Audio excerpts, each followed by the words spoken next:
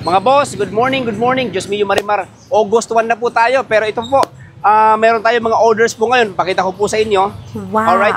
Una po natin, order sa atin ni Ma'am Lan Capacete, papuntang Calamba. Umorder po sa atin ng Fujiyama 200 amperes welding gasoline generator. Second order na po niya sa atin to. Repeat buyer. Alright. Pangalawa naman po, order sa atin ni Ma'am Monica Linatok, papunta pong Malbar, Batangas. I-deliver po natin sa kanya. Mitsubishi 10 kVA silent diesel generator. Ayan. Ayan po ang kanyang makina. Ayan. Napakalaki po niyan. Wow. 100% copper. Alright. And then, gusto po ng ating client, fully automatic. Kaya, ito po, may kasama po yung ETS. Nice. Siyempre, kagaya po ng lagi natin ginagawa, iti-test po natin yan bago po tayo magpa-ship sa ating mga clients. Samahan nyo kami. Let's go. Unahin na po natin itong ating welding generator. On po natin yung main switch.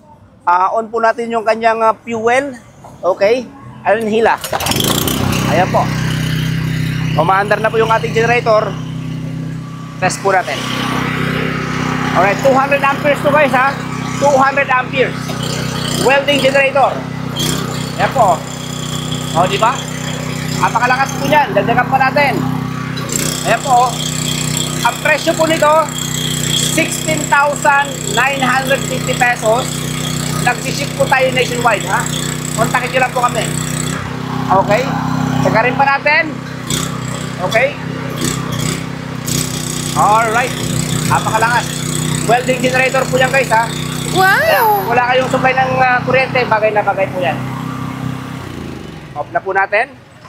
Dito naman po tayo sa order sa atin ni Ma'am Monica. Fully automatic. Halip po kayo.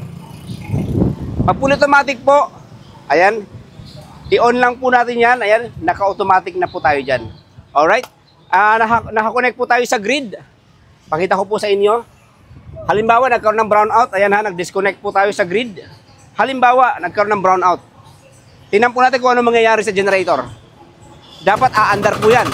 Ayan o, umandar na po yung ating generator. Wow! Lagyan po natin ng konting load, tingnan po natin kung merong output. Alright.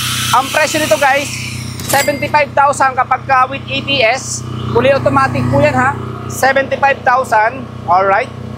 Pagka hindi naman kasama yung ETS, yung generator lang kasama yung kanyang mga accessories, siyempre, kompleto po yan, 68,000. Available sa MJDT Power Tools Trading ha. Yung ating mga generators. Halimbawa po, bumalik na yung kuryente. Pakita ko po sa inyo ha. Halimbawa po, kinonect po natin, bumalik na po yung kuryente. Tingnan po natin kung mamamatay po yung generator natin. Okay?